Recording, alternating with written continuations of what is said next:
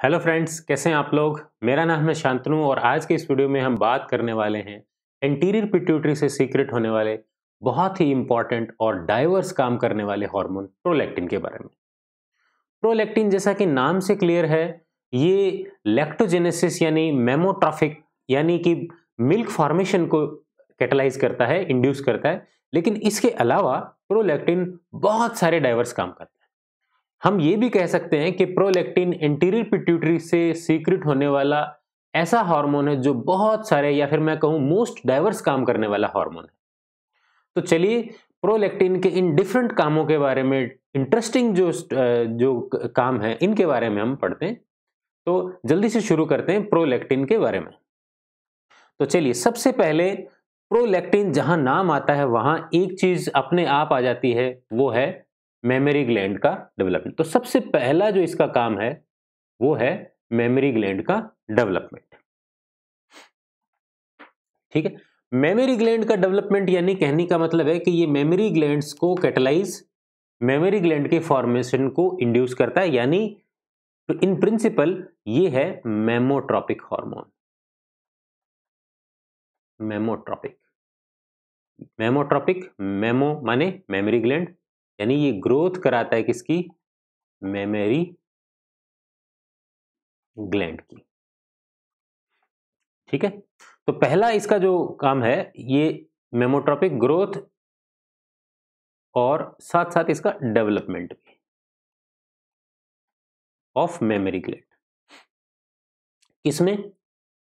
एक बात और यहां जानने की है, इन फीमेल ओनली। मेल के अंदर इसका ये काम नहीं होता, बिकॉज मेल में हम सब जानते हैं कि मेमेलिया के अंदर, मेल के अंदर मेमोरी ग्लैंड का डेवलपमेंट नहीं होता। जैसा कि मैंने बताया कि बहुत सारे काम करता है, तो बहुत सारे डाइवर्स रोल प्ले करता है। Diverse role in different vertebrates. तो डिफरेंट तरह के जो वर्टिब्रेट्स हैं उनमें अलग अलग तरह के काम करता है, और इसे हार्मोन ऑफ मैटरनिटी भी कहते हैं। Hormone of maternity. मैटरनिटी के हार्मोन क्यों? बिकॉज प्रेगनेंसी के दौरान प्रोलैक्टिन हार्मोन की कंसंट्रेशन बढ़ती है और मेमोरी ग्लैंड का डेवलपमेंट होता है। और मेमोरी ग्लैंड का ये जो डेवलपमेंट हो रहा है और उसके अंदर जो लैक्टोजेनेसिस हो रहा है, मिल्क का जो निर्माण हो रहा है, ये प्रसव के बाद बच्चे को दूध पिलाने के लिए रिस्पॉन्सिबल होता है। ठीक है, तो हार्मोन ऑफ मैटरनिटी के नाम से भी इसे जाना जाता है।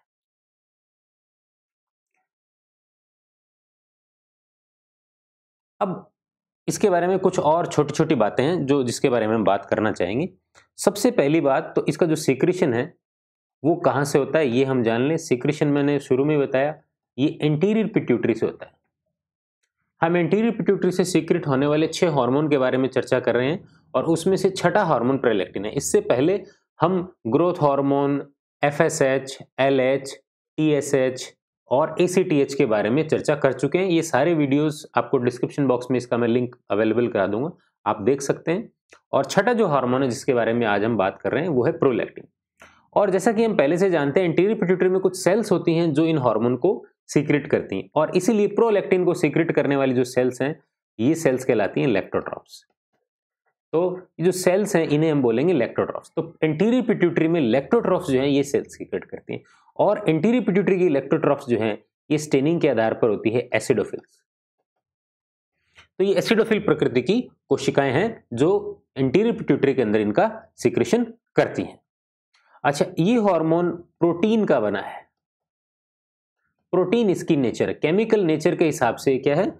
प्रोटीन का बना है। ना ये ग्लाइकोप्रोटीन है ना ये फैट है, प्रोटीन का बना है। और इसका जो मॉलिक्यूलर वेट है ये होता है लगभग 25,000 किलो डाल्टन। किलो डाल्टन हम सब जानते हैं, कोई भी प्रोटीन है उसके अणुभार की इकाई होती है, किलो डाल्टन होता है। अब इसके डिफरेंट डिफरेंट रोल के बारे में हम और बात करते हैं। देखिए, अभी जैसे भी हमने कहा कि ये मैटरनिटी का हार्मोन है, लेकिन एक बात यहाँ पे जानने योग्य बात ये है कि इसका जो रोल है वो अनप्रेग्नेंट फीमेल के अंदर भी होता है। ठीक है, क्योंकि मैंने शुरू में कहा ये मेमोट्रोपिक है फीमेल में, मेल में नहीं है, लेकिन इसका मतलब ये कतई नहीं है कि मेल के अंदर इसका सिक्रेशन नहीं होता। तो एक बात जो बहुत इंपॉर्टेंट है और हमें जाननी चाहिए, have roles in male and unpregnant female, sorry unpregnant female. कहने का मतलब मेल के अंदर और अनप्रेग्नेंट फीमेल के अंदर भी बहुत सारे फिजियोलॉजिकल फंक्शन है वो प्रोलैक्टिन इंड्यूस करता है। चलिए, जैसा कि मैंने पहले बताया ये हार्मोन मोस्ट डाइवर्स फंक्शन वाला है, तो मोस्ट डाइवर्स फंक्शन ये दिखाता है।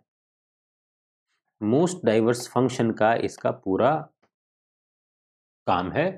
मोस्ट डाइवर्स फंक्शन का मतलब ये बहुत सारे अलग अलग तरीके के काम करता है। क्या क्या काम करता है अभी हम देखेंगे। देखिए, सबसे पहले हम इसको अब इस हार्मोन के बारे में जो सबसे पहला काम है उस पर चर्चा करते हैं। तो सबसे पहले हम बात करते हैं कि ये मेमोट्रोपिक कैसे है, इसकी मेमोट्रोपिक फंक्शन के बारे में बात करते हैं, बिकॉज प्रोलैक्टिन इसका नाम ही इसी वजह से पड़ा है, मेमोट्रोपिक। देखिए, जब मेल या फीमेल कोई भी बच्चा पैदा होता है तो उसके अंदर मेमोरी ग्लैंड होती है, ठीक है। जब प्यूबरिटी आती है तो उसके अंदर जब हॉर्मोन्स बनते हैं, मेल के अंदर टेस्टोस्टेरोन और फीमेल के अंदर एस्ट्रोजन, तो वहां से मेमोरी ग्लैंड का डेवलपमेंट थोड़ा सा शुरू हो जाता है। अगर फीमेल है तो उसमें एस्ट्रोजन हार्मोन बनेगा, और एस्ट्रोजन हार्मोन क्या करेगा, एस्ट्रोजन और प्रोजेस्टेरोन हार्मोन क्या करेगा, उसकी मेमोरी ग्लैंड जो है, मेमोरी ग्लैंड के अंदर दो तरह की ग्रोथ होती है, एल्वियोलर ग्रोथ और ट्यूबुलर ग्रोथ, उनको इंड्यूस करता है। लेकिन टेस्टोस्टेरोन हार्मोन मेल में मेमोरी ग्लैंड इसलिए इंड्यूस नहीं होती because testosterone hormone memory gland के डेवलपमेंट को टोटली रिस्ट्रिक्ट कर देता है, बिल्कुल भी ग्रोथ नहीं होने देता। इसलिए मेल के अंदर कभी भी मेमोरी ग्लैंड का डेवलपमेंट नहीं होता, फीमेल में होता है। अब जैसा कि मैंने कहा कि फीमेल की जब हम बात कर रहे हैं तो फीमेल के अंदर जैसे ये मेमोरी ग्लैंड है, अब इसमें दो भाग देखिए, ये तो है ट्यूब्यूल और ये है एल्वियोलाई। अब एल्वियोलाई में मिल्क बनता है, लेकिन इसकी दो तरह की ग्रोथ होती है, ये हम आगे और डिटेल में पढ़ेंगे। एक होती है ट्यूबुलर ग्रोथ और एक होती है एल्वियोलर ग्रोथ। ट्यूबुलर ग्रोथ जो है ये करता है एस्ट्रोजन और एल्वियोलर ग्रोथ करता है प्रोजेस्टेरोन। इसके अलावा और भी हार्मोन है, प्रोजेस्टेरोन हार्मोन करता है, ठीक है। तो जब प्यूबरिटी आएगी तो उसकी वजह से मेमोरी ग्लैंड के अंदर डेवलपमेंट शुरू होगा, लेकिन इसके अंदर मिल्क फॉर्मेशन का जो काम है ये काम कराएगा कौन, प्रोलैक्टिन, ठीक है। तो मेमोट्रोपिक जो रोल है प्रोलैक्टिन का, तो इसका जो काम है मेमोट्रोपिक, इसका क्या है, मिल्क फॉर्मेशन, और मेमोरी ग्लैंड को पूरा सपोर्ट करता है। अच्छा, लेकिन ये जो मेमोट्रोपिक जो फंक्शन है, यहाँ पर जो मेन बात है जो मैं डिस्कस करना चाह रहा हूँ, मेमोट्रोपिक जो रोल है ये अकेला प्रोलैक्टिन का नहीं होता। मेमोट्रोपिक रोल ऑफ प्रोलैक्टिन, तो मैं यहां पे लिखूंगा सपोर्टेड बाय। अब कैसे, मैं थोड़ा एक्सप्लेन करूंगा किस किस का सपोर्ट रहता है। देखिए, सबसे पहला सपोर्ट एस्ट्रोजन का।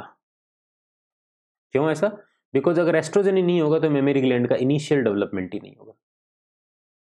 प्यूबरिटी जब शुरू होगी तो एस्ट्रोजन रिलीज होगा, प्रोजेस्टेरोन रिलीज होगा, और एस्ट्रोजन और प्रोजेस्टेरोन से शुरुआती जो ग्रोथ है मेमोरी ग्लैंड की तभी होगी।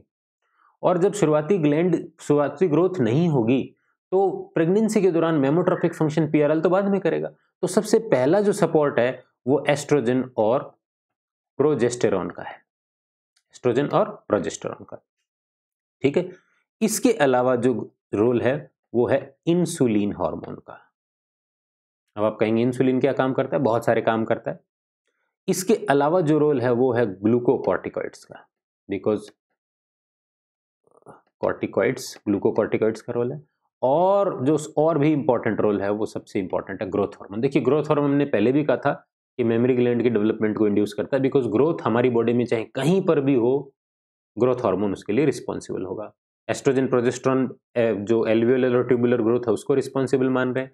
इंसुलिन और ग्लूकोकॉर्टिकॉइड एक्चुअली ग्लूकोज मेटाबॉलिज्म को किसी तरह से प्रभावित करके, बिकॉज मिल्क के अंदर लैक्टोज शुगर है, और शुगर की जब मेटाबॉलिज्म होगी तो इंसुलिन और ग्लूकोकॉर्टिकॉइड्स का रोल होगा। तो इसलिए ओवरऑल जो मेमोट्रोपिक रोल है प्रोलैक्टिन का, हाँ, हम मानते हैं कि प्रोलैक्टिन मेजर है, लेकिन इट इज सपोर्टेड बाय, ये हमने पहले से लिखा है, इट इज सपोर्टेड बाय कौन कौन से हार्मोन है, अलग अलग हार्मोन के बारे में, एस्ट्रोजन, प्रोजेस्टेरॉन, इंसुलिन, ग्लूकोकॉर्टिकॉइड और ग्रोथ हार्मोन, इनके द्वारा ही सपोर्टेड होता है, ये हमें ध्यान रखना चाहिए। ठीक है, अच्छा चलिए आगे आगे बात करते हैं।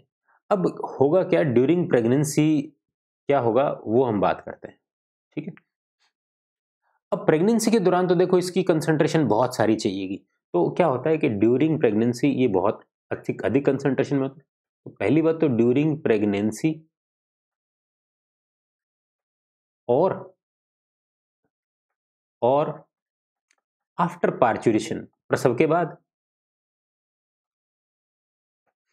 प्रसव के बाद क्या होगा, एंटीरियर पिट्यूटरी के अंदर, एंटीरियर पिट्यूटरी के अंदर लैक्टोट्रॉप की जो लैक्टोट्रॉप सेल्स हैं, सेल्स जो हैं उनकी मात्रा में बहुत ज्यादा बढ़ोतरी होगी। कितनी बढ़ोतरी होगी? 50% तक बढ़ोतरी होगी। कहना का मतलब है कि प्रेगनेंसी के दौरान प्रोलैक्टिन हार्मोन का सिक्रीशन बहुत बढ़ता है। जितना भी एक फीमेल की लाइफ में प्रोलैक्टिन बनता है उसका सबसे ज्यादा प्रोडक्शन है वो प्रेगनेंसी के दौरान होता है। ठीक है, अच्छा प्रेगनेंसी के दौरान बिकॉज एस्ट्रोजन और प्रोजेस्टेरॉन बढ़ता है, बिकॉज एस्ट्रोजन और प्रोजेस्टेरॉन, अभी हम आगे बात करेंगे, एस्ट्रोजन और प्रोजेस्टेरॉन और खास करके एस्ट्रोजन है वो प्रोजेस्टेरॉन के सॉरी प्रोलैक्टिन के सिक्रीशन के लिए बहुत हेल्पफुल है, इंड्यूस करता है। ठीक है, अभी हम बात करेंगे। तो ड्यूरिंग प्रेगनेंसी और आफ्टर पार्चुरेशन, प्रसव के बाद एंटीरियर पिट्यूटरी के अंदर लैक्टोट्रॉफ कोशिकाएं बढ़ जाती हैं, जिससे प्रोलैक्टिन सीक्रेशन ऑब्वियसली बढ़ जाएगी, बिकॉज लैक्टोट्रॉफ सेल्स ही वो कोशिकाएं हैं जो कि प्रोलैक्टिन बनाती हैं। ठीक है अब देखिए एस्ट्रोजन का काम जो मैं अभी बता रहा था। एस्ट्रोजन क्या करता है? एस्ट्रोजन दो तरह से करता है। पहली बात, एस्ट्रोजन स्टिमुलेट करता है किसको? प्रोलैक्टिन सीक्रेशन को, पीआरएल सीक्रेशन। कैसे? By activating PRL gene and its transcription. Prolactin PRL gene और उसका जो ट्रांसक्रिप्शन है इसको इंड्यूस करेगा एस्ट्रोजन, और इससे लैक्टोट्रॉफ जो कोशिकाएं हैं वो ज्यादा से ज्यादा प्रोलैक्टिन बनाएगी। दूसरा जो काम है, एक तो सेल्स, लैक्टोट्रॉफ सेल्स उसके अंदर पीआरएल जीन को एक्टिवेट कर रहा है जिससे ज्यादा से ज्यादा प्रोलैक्टिन बनेगा, साथ साथ इंड्यूस करता है माइटोटिक एक्टिविटी को, इंड्यूस करता है माइटोटिक एक्टिविटी को ऑफ लैक्टोट्रॉफ, जिससे लैक्टोट्रॉफ की संख्या में क्या होगी? बढ़ोतरी होगी। माइटोटिक एक्टिविटी का मतलब क्या है? डिवीजन को प्रेरित करेगा, उसके अंदर माइटोसिस को प्रेरित करेगा, तो लैक्टोट्रॉफ्स की सब जो अमाउंट बढ़ेगी, संख्या बढ़ेगी, तो उससे भी एस्ट्रोजन, तो एस्ट्रोजन ये दो काम करेगा। यही कारण है कि प्यूबरिटी के दौरान प्रोलैक्टिन का जो लेवल है, सीरम लेवल है वो बढ़ जाता है, सीरम लेवल जो है वो बढ़ जाता है। क्यों बढ़ जाता है? क्यों? इसको मैं इधर लिखूं, इस एरो को मैं यहां बनाना चाहता हूं। क्यों? बिकॉज एस्ट्रोजन भी बढ़ रहा है, और हमने अभी देखा ऊपर एस्ट्रोजन ने ये काम करवाया। तो बिकॉज प्यूबरिटी के दौरान एस्ट्रोजन बढ़ता है तो साथ साथ प्यूबरिटी के दौरान पीआरएल बढ़ेगा। अब यहां से मेमोरी ग्लैंड की डेवलप यानी जो ब्रेस्ट डेवलपमेंट है उसको और सपोर्ट मिलेगा। क्लियर है? चलिए अब हम कुछ और बात करते हैं।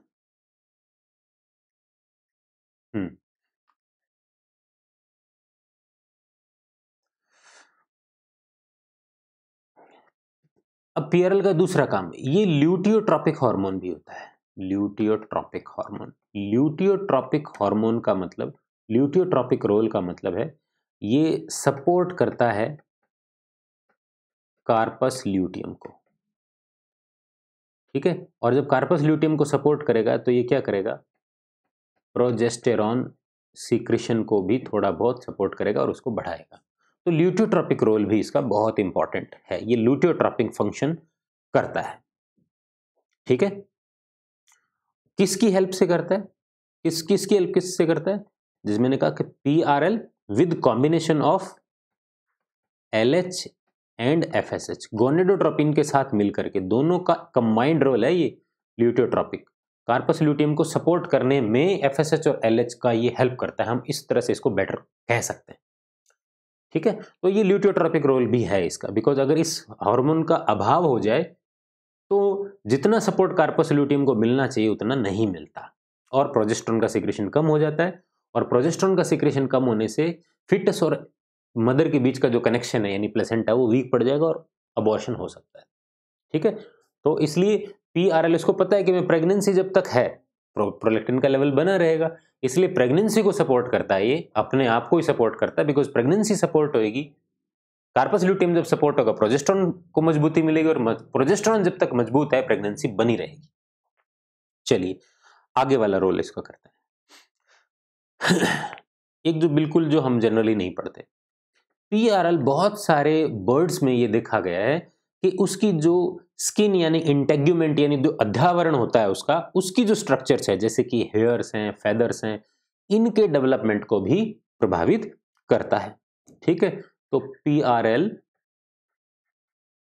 ऑल्सो हैव रोल इन इसमें ग्रोथ, डिफरेंशिएशन विभेदन, differentiation and function of various integument, integument को मैं यहां लिख देता हूं स्किन स्ट्रक्चर्स। बहुत सारी जो स्किन स्ट्रक्चर्स है, एग्जाम्पल अगर हम ले, हेयर्स हो गई, सीबेसियस ग्लैंड हो गई, सीबेसियस ग्लैंड हो गई, फीदर हो गए, पंख जो है पक्षियों के अंदर, इन बर्ड्स, इनके अंदर भी इसका रोल है। तो पक्षियों का जो कलरेशन है फेदर्स का, इसके अंदर भी इसका रोल निकल करके आया है कुछ बर्ड्स के अंदर। अब हम बात करते हैं इलेक्ट्रोट्रॉपिक, जो हमने कही थी उसी से संबंधित एक काम और है। ये बर्ड्स के अंदर क्रॉप मिल्क, देखिए बर्ड्स में क्या होता है, बर्ड्स के अंदर फेरिंक्स के बाद में जिस तरह से हमारे स्टमक होता है वहां पे एक अन्नपुट होता है, अन्नपुट मतलब क्रॉप, क्रॉप इस तरह की संरचना है। ठीक है, जैसे मान लो ये चोंच है, तो ये चोंच से ये जो निकल के आ रही है, ठीक है, तो एक थैलीनुमा रचना है ऐसे, ये चोंच है ये पक्षी की, मान लीजिए मैंने ऐसा ही बनाया है। ठीक है, तो ये क्रॉप है, ये मान लो कौवे की चोंच है, ये कौवा है, ये क्रॉप है। तो क्रॉप ये जो है ना, ये जो थैला है इसे हम बोलते हैं क्रॉप, और इसे हम बोलते हैं अन्नपुट। एक्चुअली जितने भी दाने खाते हैं ये यहाँ जाते हैं अन्नपुट में। ठीक है, तो अब यहाँ पे पक्षियों में क्या है, पक्षियों में एक मिल्क बनता है जिसे हम बोलते हैं क्रॉप मिल्क। अब क्रॉप मिल्क के लिए सीधा सीधा प्रोलैक्टिन जिम्मेवार है, कैसे जिम्मेवार है वो देखते हैं। देखिए पक्षियों में क्या होता है, ये काम कब होता है, सबसे इंपॉर्टेंट बात होती है in both male and female, crop milk secret होता है। क्रॉप मिल्क दोनों के द्वारा, दोनों लिंगों के द्वारा, मिल्क का मतलब फीमेल रहता है लेकिन ऐसा नहीं है, पक्षियों में क्रॉप मिल है, मेल और फीमेल दोनों सीक्रेट करते हैं। कब करता है, at the time of bird, at the time of egg hatching, अंडे की जब हैचिंग होते हुए जब देखते हैं, अंडा जब फूटता है वो देखते हैं, तो उनके अंदर की जो मातृत्व की भावना है उसकी वजह से प्रोलैक्टिन सीक्रेट होता है। और क्या होता है, क्या किस तरह से क्रॉप मिल्क बनता है वो भी हम देख रहे हैं यहाँ पे कि क्या होता है। देखिए जो क्रॉप मिल्क जो है उससे क्या होगा, जो क्रॉप वॉल की जो एपिथेलियम है, क्रॉप वॉल की ये जो एपिथेलियम है, कौन सी वाली, ये वाली, ये मोटी हो जाती है किसके प्रभाव में, प्रोलैक्टिन, थिकन्स, मोटी हो जाती हो गई। मोटी होने के बाद इनकी कोशिकाओं में लिपिड का जमाव हो जाता है। ठीक है, इनके अंदर क्या होता है, लिपिड अक्यूमुलेशन होता है, शुरू हो जाता है। और उसके बाद क्या हो जाती है, ये उसके लिपिड का जमाव होने के बाद क्या हो जाएगी, ये डीजेनरेट होने लगते हैं। अब देखिए यहाँ पे क्या होगा, ये जो सेल्स है ना, ये जो सेल्स हैं ये मोटी हो जाएंगी कुछ कुछ सेल्स, और मोटी हो करके लिपिड इकट्ठे कर करके जड़ना शुरू हो जाएगी इसकी कैविटी में। पूरी जो वॉल है अन्नपुट की उसके अंदर पीआरएल के प्रभाव में बढ़ गई, मोटी हो गई, लिपिड इकट्ठा कर ले, उसके बाद धीरे धीरे झड़ना शुरू हो जाएगी। ठीक है, और क्या करनी शुरू हो जाएगी, डीजेनरेट होना शुरू हो जाएगी, और डीजेनरेट होकर के क्या हो जाएगी, उतरना शुरू हो जाएगी, स्लॉगिंग ऑफ। ठीक है, उतरना, जैसे केंचुली उतरती है ना, उस तरह से उतरती है। और लास्ट में क्या हो जाएंगी, लिक्विफाई हो जाएगी, घुल जाएंगी यहाँ पे। तो यहाँ पे ये जो सारी सेल्स हैं ये इकट्ठा होकर घुल जाएंगी, और जब घुल जाएंगी तो व्हाइट सा एक लिक्विड बन जाएगा। ठीक है, तो ये जो लिक्विफाइड क्रॉप वॉल जो सेल्स हैं जो घुल रही हैं, इन्होंने ही लास्ट में क्या बना लिया है, इसे सफेद रंग का होता है ये, इसलिए हम इसे बोलते हैं क्रॉप मिल्क। अच्छा, इंपॉर्टेंट बात क्या है, ये मेल और फीमेल दोनों में बन रही है। कब बन रही है, अंडे को हैच होते हुए देखते हुए। ठीक है, तो अब ये जो क्रॉप मिल्क होता है, क्रॉप मिल्क जो होता है, ये जो बर्ड होता है चाहे वो मेल हो फीमेल हो, इसे रिगरगेट करता है। रिगरगेट मतलब उगलता है वापस, क्रॉप से वापस क्या लाता है, जिस तरह से जंतु जुगाली करते हैं उसी तरह से रिगरगेट करता है, और रिगरगेट करके ये किसको पिला देता है, जो हैच्ड होने वाले जो बर्ड हैं उनके मुंह में डाल देता है, यानी दूध पिला रहा है ये। लेकिन ध्यान रहे, दोनों पिला रहे हैं, मेल और फीमेल पिला रहे हैं। ठीक है, तो ये क्या बनाता है, यंग बर्ड्स जो है उनके मुंह में डाल दिया जाता है। तो क्रॉप मिल्क के लिए भी ये जिम्मेवार है। और ये जो सारा केस है ये मोस्टली किस में होता है, ये किस में देखा जाता है, पिजन में, कबूतर के अंदर ये सबसे ज्यादा देखा जाता है। क्लियर है। इसके अलावा पक्षियों में ये पेरेंटल केयर को, क्योंकि ये क्या है, पेरेंटल केयर ही तो है, पेरेंटल केयर को भी इंड्यूस करता है पक्षियों के अंदर। पेरेंटल केयर, देखिए पेरेंटल केयर उन तमाम जीवों में होती है जिनके अंदर बच्चा पैदा करने की क्षमता थोड़ी सी कम होती है। इस वजह से वो जितने भी बच्चा पैदा करते हैं वो सक्सेसफुली बड़े हों, सेक्सुअली मैच्योर हों और आगे जाकर के बच्चे पैदा करें, इसको इंश्योर करने के लिए उनमें पेरेंटल केयर पाई जाती है। छोटे जो जीव होते हैं जिनमें लाखों करोड़ों की संख्या में, जैसे मैं कहूँ कि एस्केरिस आपने सुना होगा, 1-1, 2-2 करोड़ अंडे देते हैं, या फिर छोटे जो जीव हैं जो बहुत सारे अंडे देते हैं, वो उनमें अंदर पेरेंटल केयर नहीं पाया जाता, बिकॉज उनमें सक्सेस ज्यादा हो, इसके लिए उनमें संततियों की संख्या ज्यादा होती है। तो पेरेंटल केयर को इंड्यूस करने का काम ये करता है। इसके अलावा पक्षियों में नेस्टिंग जो बिहेवियर है, नेस्टिंग बिहेवियर का मतलब जब पक्षी जोड़े बनाते हैं तब उसके बाद में वो क्या बनाना शुरू कर देते हैं, घोंसले बनाना शुरू कर देती है। तो नेस्टिंग बिहेवियर के लिए भी ये हार्मोन जिम्मेवार माना गया है। ठीक है, अब इसके कंट्रोल की बात करते हैं। देखिए कंट्रोल इसका एक ही है, इसका कोई इसका जो मेजर कंट्रोल है वो इनहिबिटरी फैक्टर है, अदरवाइज जनरली कहते हैं लेक्टोट्रोपिक हार्मोन, LTHRF या फिर IF जो है, LTHIF लेक्टोट्रोपिक हार्मोन इंड्यूसिंग फैक्टर या रिलीजिंग फैक्टर क्या करेगा, रिलीज करवाएगा। ठीक है, और LTH ल्यूटोट्रोपिक हार्मोन इनहिबिटरी फैक्टर जो है, या फिर इसको हम PRLIF भी बोलते हैं, या इसको प्रोलैक्टिन इनहिबिटरी फैक्टर भी बोलते हैं। ये क्या करता है, इनहिबिट कराता है। ज्यादा ये देखा गया है कि इसके अंदर इसका जो कंट्रोल है, बहुत इंपॉर्टेंट बात बता रहा हूं, ये इसी की तरह होता है। ये रिलीज वाला जो है ये इतना ज्यादा एविडेंट नहीं है, लेकिन ये देखा गया है कि प्रोलैक्टिन इनहिबिटरी फैक्टर मान लो, चाहे प्रोलैक्टिन PRLIF मान लो, बात एक ही है, और ल्यूटोट्रोपिक हार्मोन इनहिबिटरी फैक्टर मान लो, इनहिबिशन का मेन काम इसमें होता है। और एक और जो बात है, PRLIF और ये जो सारी चीजें हैं, ये कौन करता है, हमारे न्यूरोट्रांसमीटर होता है डोपामीन। ठीक है, तो डोपामीन जो है ये इसको इनहिबिट करने का एक बहुत इंपॉर्टेंट इनहिबिटर माना है। तो जब भी डोपामीन इंक्रीज हो जाता है, प्रोलैक्टिन का सीक्रेशन ऑटोमेटिकली बंद हो जाता है। ठीक है, क्लियर है। तो ये इस तरह से काम करता है।